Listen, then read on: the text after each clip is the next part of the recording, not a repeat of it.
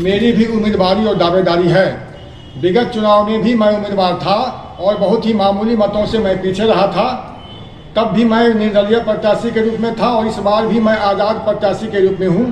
क्योंकि बिहार के किसी पॉलिटिकल पार्टी के एजेंडे में शिक्षा और शिक्षक नहीं है, इसीलिए विभिन्न पार्टियों के द्वारा प्रयास करने के बावजूद मैंने आज़ाद प्रत्याशी के रूप में चुनाव लड़ने का निर्णय किया है। विदित हो कि जो शिक्षकों की जो तमाम समस्याएं हैं, बिहार में 2006 से नियोजन नीति लाया गया है और उसके बाद से शिक्षकों का एक प्रकार से दोहन शोषण है। पूरी तरह से सरकार का रवैया एंटी टीचर का है। शिक्षकों को ना तो वेतनमान मिल रहा है, ना पेंशन है, ना सेवांत लाभ है, ना एसीपी है, ना अंतर जिला स्थानांतरण की सुविधा है, ना वरीयता है, ना प्रोन्नति है, कुल मिलाकर ना ग्रेच्युटी मिल रहा है। कुल मिलाकर शिक्षकों की स्थिति दयनीय बना दी गई है, दिहाड़ी मजदूर जैसी बना दी गई है।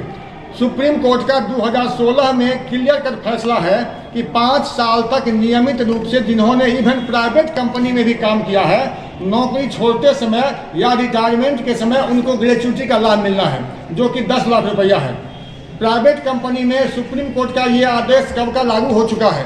दुर्भाग्य है कि जो नियोजित शिक्षक है उनकी नौकरी परमानेंट है, 60 साल तक है, उसके बावजूद आज तक उनको ग्रेच्युटी के लाभ से वंचित रखा गया है।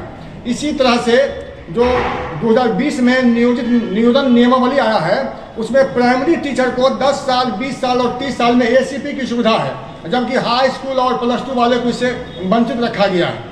तो कुल मिलाकर करके जो सत्ता में होते हैं उस शिक्षकों को भूल जाते हैं और जो पार्टियां विपक्ष में जाती हैं वो शिक्षकों की चर्चा करती है। इसीलिए कुल मिलाकर करके जो दुरावस्था फैली हुई है। दूसरा है कि एक वित्तरहित शिक्षक है, एक कैटेगरी है वित्तरहित शिक्षकों की। अब इनको 7 साल से लेकर के 10 साल तक अनुदान बकाया है।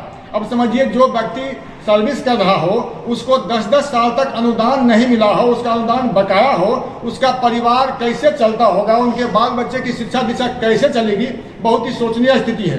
तो इन संबंध में मैंने लगातार जो शिक्षकों की समस्याएं हैं, चाहे नियोजित शिक्षक की समस्या हो, चाहे वित्तरहित शिक्षकों की समस्या हो, चाहे मदरसा वाले हों, संस्कृत वाले हों, बीएड कॉलेज वाले हों, इन तमाम शिक्षकों की जो भी समस्याएं हैं, इन समस्याओं से मैं पूरी तरह से वाकिफ हूँ, अवगत हूँ और इनके मुद्दों पर मैं लगातार पत्र सरकार को लिखता रहा हूँ। इनकी आवाज़ को मैं लगातार सरकार तक पहुँचाता रहा हूँ।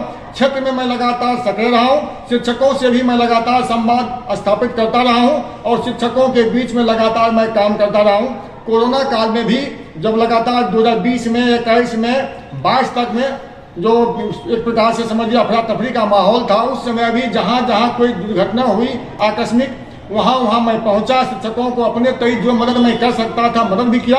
तो शिक्षकों के मन में एक है कि पिछले चुनाव में जो भूल हुई थी, थोड़ी बहुत जो कमी रह गई थी, इस बार उसको पूरा किया जाए। इसलिए 5 जिला में शिक्षकों का एक तरफा रुझान मेरे पक्ष में है और इस बार तो कई उम्मीदवार भी नए बहुत सारे उम्मीदवार भी आ गए हैं, तो जो वोट का भी बहुत सारा बंदरबांट हो रहा है।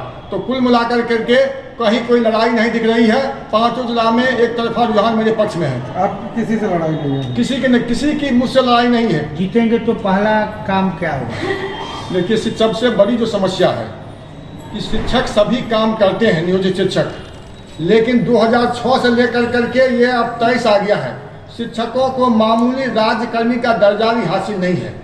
तो परिणाम ये है कि शिक्षक को राज्यकर्मी को जो सुविधा मिल रही है उससे शिक्षक पूरी तरह से वंचित हैं। इस मुद्दे पर जो नई सरकार बनी है, मैंने पत्र के माध्यम से सरकार को भी लिखा है कि ये जो अलग अलग नियोजन इकाई है इसको समाप्त करके हाई स्कूल और +2 के टीचर को सीधे शिक्षा विभाग के अधीन लाया जाए और जो ही उस शिक्षा विभाग के सीधे अधीन आएंगे तो उनका एक स्टेट कैडर बन जाएगा और जो ही स्टेट कैडर बनेगा राज्यकर्मी का दर्जा पाने का रास्ता साफ हो जाएगा।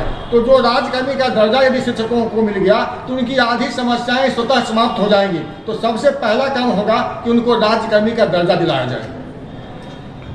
फिर से एक बार अपना परिचय दे दीजिए। मैं प्रोफेसर रंजीत कुमार, राजनीति विज्ञान विभाग जेपी विश्वविद्यालय में प्राध्यापक हूँ और सारण शिक्षक निर्वाचन क्षेत्र से स्वतंत्र प्रत्याशी के रूप में उम्मीदवार हूँ और क्रमांक 9 पर मेरा नाम है। रंजीत कुमार के सामने मतदाताओं से अपील करता हूं कि रंजीत कुमार के नाम के सामने प्रथम वरीयता देकर 1 लिख करके सहयोग करें।